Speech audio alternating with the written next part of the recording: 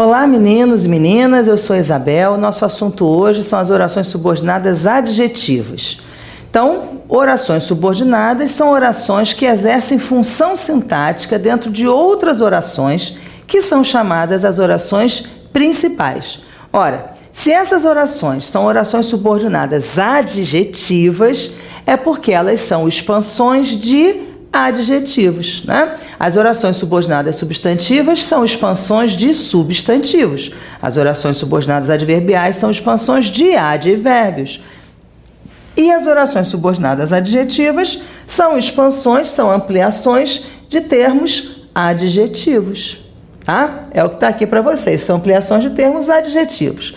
Aí veja bem, qual é a dificuldade desses termos? A quantidade de funções, né? Os substantivos, por exemplo. O substantivo pode exercer função de sujeito, de objeto direto, objeto indireto, complemento nominal, predicativo, aposto, né? E os adjetivos? Gente, adjetivo só tem duas funções sintáticas, só. Então, se não é um, é o outro. Não tem o que errar, é muito fácil, tá? É muito fácil. Então, os adjetivos só exercem duas funções, de adjunto adnominal, deixa eu marcar aqui para vocês, de adjunto adnominal, que restringe, então assim, sabe coisas que você fala um negócio, puxa o outro, corda e caçamba? Então é isso mesmo, oração subordinada só tem duas funções sintáticas, ou elas vão, adjetivas, ou elas vão ser adjuntos adnominais, porque vão restringir, ou elas vão ser predicativas, vão ter o fundo de predicativa, porque elas vão apresentar uma qualidade, um estado, tá? Pronto. Ou é adjunto adnominal restringe, ou é um predicativo e qualifica. A gente só vai ter essas duas funções sintáticas. A gramática tradicional vai dizer que a oração subordinada só tem uma função adjetiva, só tem uma função sintática, que é adjunto adnominal. Mas nos concursos mais recentes, né, essa nomenclatura já caiu mesmo, porque se o adjetivo só tem duas funções sintáticas, ou ele é predicativo, ou ele é adjunto adnominal, e se expandem para as orações, não tem por que as orações serem todas adjuntos adnominais, né? Então, vamos trabalhar com isso daqui. Os adjetivos só podem ser adjunto adnominal ou predicativos. E são essas as funções com que a gente vai lidar também no período composto. Então, olha só. O menino deixou a sala. Vamos imaginar, entender a lógica do uso do adjetivo na frase. O menino deixou a sala. Tem algum adjetivo aí? Não, né? O menino, ó, o núcleo é um substantivo, deixou, verbo, a sala, o núcleo é um substantivo também. Ora, para que serve então o adjetivo? Para restringir, por exemplo. Se eu quero dizer, se eu tenho vários meninos na sala e eu quero especificar, eu quero demonstrar para alguém, dizer exatamente qual foi o que deixou a sala, eu preciso usar um adjetivo. O adjetivo é que vai restringir a noção desse substantivo, o menino. O menino deixou a sala. Que menino? Aí a gente vai dizer, o alto, o baixo, o gordinho, o magrinho, né, o mais esperto, o mais bagunceiro, enfim, a gente vai usar uma qualificação para ele, de maneira a restringir que menino saiu. Então, se eu disser assim, o menino alto deixou a sala, para que a gente usou esse adjunto adnominal aqui? Para que a gente usou esse adjetivo? Para restringir o sentido da palavra menino, dizendo, dentre todos, qual aquele que deixou a sala. E aí, para identificar exatamente quem deixou a sala, a gente usa um adjetivo que pertence a uma função sintática maior. Reparem, quem deixou a sala? O menino alto. Aqui, o menino alto é o sujeito, tá? O menino alto é o sujeito. E o alto está dentro do sujeito, repararam? O adjunto adnominal, como ele restringe o substantivo, ele está sempre dentro dessa função sintática maior, tá? E eu posso pegar esse alto aqui e expandir para uma oração. Ao invés de dizer o menino alto deixou a sala, eu posso dizer o menino que é alto deixou a sala, não posso? Posso. O sentido não é o mesmo? É, a função sintática também. Então, esse alto, ou que é alto, é o adjunto adnominal, igualzinho esse aqui. Só que esse adjunto adnominal aqui é diferente do primeiro porque eu tenho um verbo, ou seja, é um adjunto adnominal em forma de oração. É uma oração subordinada adjetiva, que é um adjunto adnominal. A gramática vai trabalhar com esse nome, não como adjunto adnominal, mas com o nome de restritiva. Tá? Vamos ver aqui a observação. As orações adjetivas iniciam sempre com pronome relativo. Isso daqui é importantíssimo também, tá? Sempre que vocês tiverem um pronome relativo, vocês têm uma oração subordinada adjetiva. Da mesma maneira que toda oração subordinada substantiva começa por uma conjunção integrante, as orações subordinadas adjetivas começam por um pronome relativo, tá? Então, se vocês não lembram exatamente o que é o pronome relativo, procurem a aula de pronome relativo, tá bom? E diferenciam-se na estrutura por virem ou não destacadas da oração principal por vírgulas. Então, olhem só, eu tenho duas funções sintáticas que o adjetivo pode exercer na frase. Eu tenho, então, dois tipos de orações subordinadas adjetivas. Qual é a diferença entre uma e outra? A colocação das vírgulas. Graficamente falando, a diferença entre uma oração adjetiva e a outra é que uma vem separada por vírgulas, a outra não. Então, é muito fácil identificar a oração subordinada adjetiva. Primeiro é ver se começa com um pronome relativo. Depois é ver se tem vírgula ou não tem vírgula. As que vêm isoladas por vírgula, as que não vêm isoladas por vírgula são as restritivas. As isoladas por vírgula são as explicativas. Aí, gente, não dá para confundir, né? Ah, puxa, aquela com vírgula, esqueci o nome. Não pode. Então, tem vírgula explicativa, não tem vírgula restritiva. Já gravou isso daí, tá? Então, não tem vírgula restritiva, tem vírgula explicativa. Tá legal? Vai repetindo aí para gravar. Então, vamos lá. Oração adjetiva restritiva. Vocês já sabem que não tem vírgula separando do núcleo. Exerce função sintática de adjunto adnominal e restringe. Olha o nome dela. Oração subordinada adjetiva restritiva. O que ela faz, gente? Restringe, né? Pois é, restringe. Então, ó, demoliram a casa velha. Eu poderia dizer assim, demoliram a casa, não poderia? Parava aí, demoliram a casa. Mas alguém ia perguntar, que casa? Aí você ia ter que dizer, aquela, a velha. Quer dizer, tem várias casas, demoliram uma delas e para a gente dizer qual que é em especial, a gente usou um adjunto adnominal, velha. Demoliram a casa. Qual? A velha. Pronto. Tá? Aí a gente pode pegar esse velha aqui, que é um adjetivo, e transformar em oração. Não pode? Pode. Demoliram a casa que era velha. Pronto. Não tem vírgula nenhuma entre o casa e o que era velha. Tem? Não. Então, demoliram a casa passa a ser a oração principal, né? Um sujeito indeterminado, o verbo transitivo direto e o objeto direto. E aí o adjunto adnominal, que era velha. Esse que aqui é o pronome relativo. Ó, demoliram a casa era velha. O pronome relativo é aquele pronome que recupera o sentido do antecedente. O termo antecedente é a palavra casa, então a gente sabe que esse que significa a casa. Então, eu tenho duas orações. Demoliram a casa e a casa era velha. Para evitar repetição, eu substituo um desses termos, a casa, por um pronome relativo. Essa é a lógica do pronome relativo. Tá bom?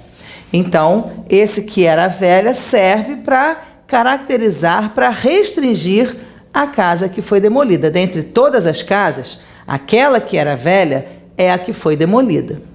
Tá bom? A gente tem a oração adjetiva explicativa. Ora, se a restritiva restringe, não vem separada com vírgulas, as orações explicativas explicam, generalizam, qualificam, dão informações e vêm separadas por vírgula, tá? Exerce função sintática de predicativo, qualificando ou generalizando o sentido do substantivo a que se refere. Então, é o oposto. Se uma restringe, a outra expande, a outra generaliza, tá? Aí reparem só, a mãe nervosa chamou a filha. Reparem que, por que está entre vírgulas esse nervosa? Porque não me interessa dizer que existem várias mães e que aquela que é nervosa chamou o filho. Não me interessam as outras mães.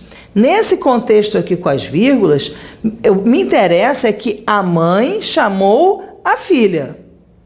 Se há outras, não interessa.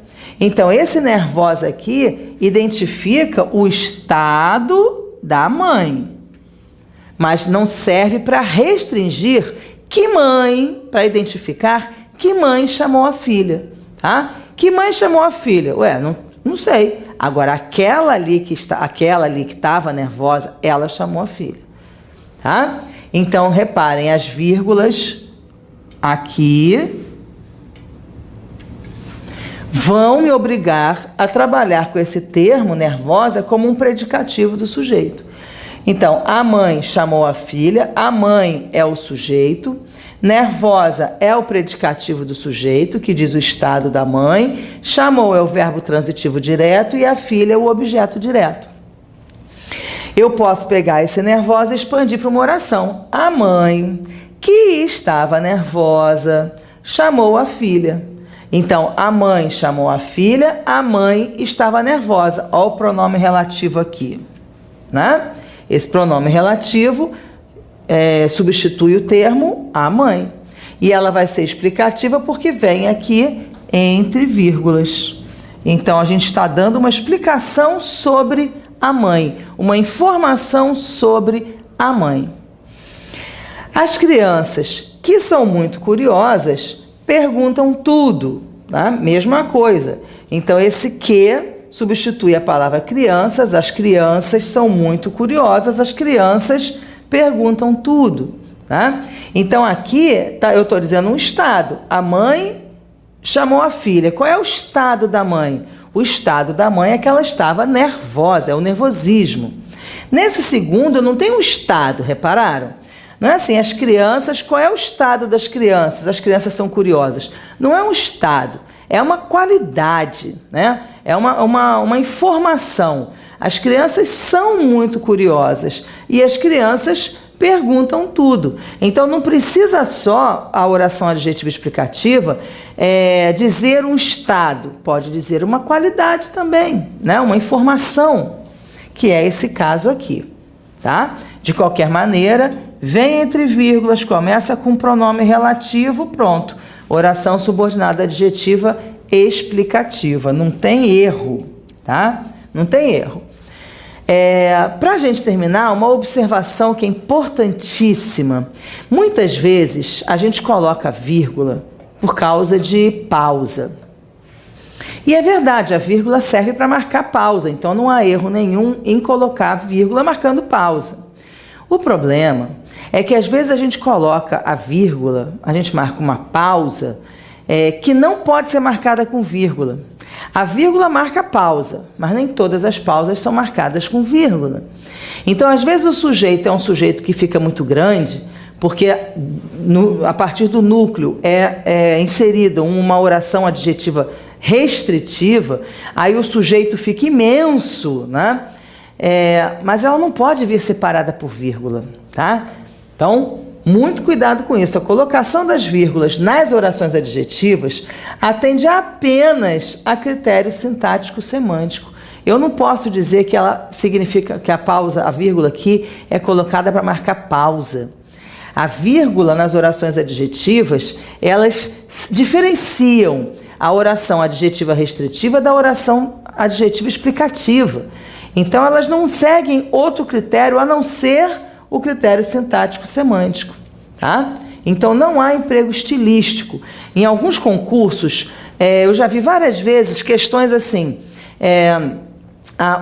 as vírgulas que separam a oração tal foram empregadas de modo estilístico que poderiam ser retiradas. Está errado. Se eu tenho oração subordinada adjetiva explicativa, as vírgulas são obrigatórias. Então, nem existe estilo nas orações restritivas. A ideia de restrição, mas eu quis fazer uma pausa. Não pode, não pode. Tá? A ideia de explicação e a vírgula é facultativa. Não pode. Ou é restritiva e não tem vírgula, ou é explicativa e tem vírgula.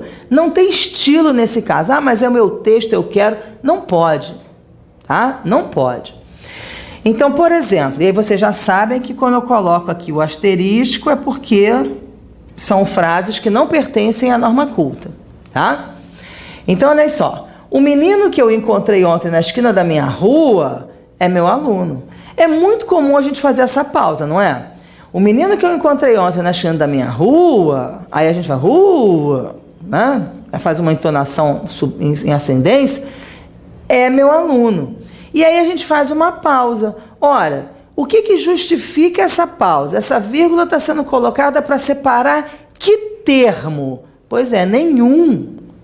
Aí o que está acontecendo? A vírgula está separando o sujeito, porque quem é que é meu aluno? O menino que eu encontrei ontem na esquina da minha rua. Então a vírgula vai estar separando o sujeito do complemento, do verbo. Não pode. Essa vírgula não pode de jeito nenhum. Tá? Mas é um sujeito enorme. É um sujeito enorme porque eu tenho o núcleo, que é o menino, e essa oração aqui, que eu encontrei ontem na esquina da minha rua, é uma oração restritiva. Não é qualquer menino que é meu aluno, mas aquele em especial que eu encontrei ontem na esquina da minha rua, aquele em especial é meu aluno. Então, é uma oração restritiva. Pode vir separada com vírgula? Não! Então não pode ter vírgula nenhuma depois dela, nem antes nem depois, nenhuma, tá? Mas parece que está faltando. Parece, mas não está faltando nada, tá certinho? A oração emenda numa oração, o núcleo do sujeito emenda numa oração adjetiva restritiva, depois vem o verbo e o complemento, acabou. Tá bom? O outro exemplo, a sociedade que aparece nas novelas não é real, né? Então existem algumas novelas que não tem pobre, né? Até o pobre é rico, enfim, né? Todo mundo é feliz, satisfeito, né? Então todo mundo ri de tudo. Então vamos imaginar um contexto assim, aí uma frase mais crítica que diga assim: a sociedade que aparece nas novelas não é real. Ora, a colocação dessas vírgulas aqui me obrigam a separar duas informações. Primeiro, a sociedade aparece nas novelas. Segundo, a sociedade não é real. Ora, como é que eu posso dizer que a sociedade não é real? A sociedade é real. Eu não posso dizer que ela não é real. Mas é porque então não é toda a sociedade que aparece nas novelas. É aquela sociedade que é retratada pelas novelas é que não é real. Então, aí a ideia não é de informação, de generalização. Então, não pode ter vírgula. Né? Não pode. A ideia é uma ideia de restrição. É aquela sociedade especial que aparece nas novelas, aquela ali em que todo mundo é feliz, satisfeito, tudo acaba bem, aquela ali não é real. Tá? A outra essa das novelas é que não é. Então, a gente precisa fazer uma restrição e não uma explicação. Tá? Senão a frase fica incoerente, aí é maluquice. Cuidado que muitas vezes em concurso eles fazem isso. Assinale a opção em que não haja desvios em relação à coerência, à coesão e etc, etc. E às vezes eles colocam vírgulas em orações que são orações restritivas. E o erro é só a colocação da vírgula, tá? Prestem atenção. E a outra coisa, olha, o sol que é uma estrela um dia vai apagar. Aí aqui eu fiz o contrário, né? O sol só tem um. o nosso Sol, aquilo que a gente chama de Sol, aquela estrela, né, que é o centro do sistema solar, ao qual pertence a Terra, esse Sol só é um. Então eu não posso colocar aqui como restrição, não é? O Sol que é uma estrela, porque aí parece que existem sóis que não são estrelas, né?